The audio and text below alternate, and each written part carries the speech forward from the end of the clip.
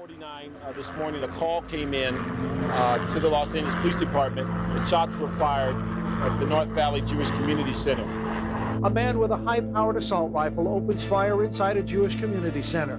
5 people are wounded. And then he drove around trying to find a minority and found Joseph Ileto, a Filipino-American postal carrier. His eyes from some of the portraits is, I say innocence and a helping eyes. Like I say, it's very down to earth. Kuya in Filipino is older brother, someone we always look up to. He was our kuya, a very kind-hearted person that is always there. And if you ever need a helping hand, all you had to do is just mention it and he would be your problem solver. In the morning, I was a UPS delivery driver, so I was going through my route. And then there was like a little news at the same time that a postal worker was killed. I remember that day as if it was yesterday. I gave birth to my son. I remember he even called me a day before. He says, Deena, can I come and visit you and see Kyle? And I said, of course. I didn't think much about it being somebody that would be so close to our family. I just thought of it as some poor guy. He was just doing his job.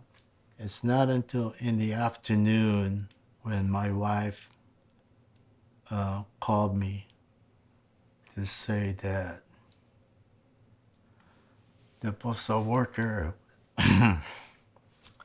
was actually our brother. That day, that's when we had the postal inspector come at my door and they were asking me if I know Joseph Ileto. I asked some of my staff to try to find the family. And I told my staff, I think they're a Filipino-American family. A lot of the mainstream media at the beginning described my brother just as a postal worker. And I thought that was a little bit of an insult to my brother, to our family, and to the whole community of Asian Americans, especially the Filipino community. I felt it wasn't right that they didn't talk about Joseph being Filipino-American. We needed to promote what the family was doing and who Joseph was. And we're going to try to publicize this so especially young people understand that we can unite with others and have a stronger voice so that these things do not happen again. We're wanting people to remember Joseph as not just a hate crime victim, but something more positive. We need to make sure we are accounted and make sure they recognize who my brother was.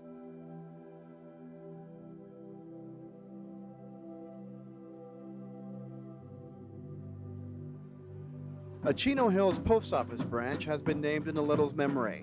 It isn't far from his home. You know, if they don't remember us when we're getting killed or hurt, how much more do they remember us when they're making policies that affect our community? We need to support other communities in their struggles and their injustice that's being done to them. You know, a lot of times we wait until it happens to us. It's a lot easier to get involved than to stand here behind the podium and share about how you lost your loved one. The eyes of the Ileto family are always bright and joyful, but you could say that they've lost something dear to them. It was their brother. And every time I saw Lillian Ileto, I also thought, she cannot bring Joseph back, but she's doing everything in her power to make sure it doesn't happen again, that no other mother has to go through that torture of losing her son. We can change that in America, but it takes students, young people, old people to take action, to do something, to go to your community and say, let's get together and let's not let hate filter through our community. Let's stop it. And that's what we have to learn from them. Join our struggle, educate, prevent hate, And the last names of our name, Ileto, is instill love, equality, and tolerance for others. We can't do it alone. If we bring education, awareness, we can stop this and stop this racial profiling. We could stop all of this. This is something we can make a difference and give a safer environment for our future kids, because they will be our leaders.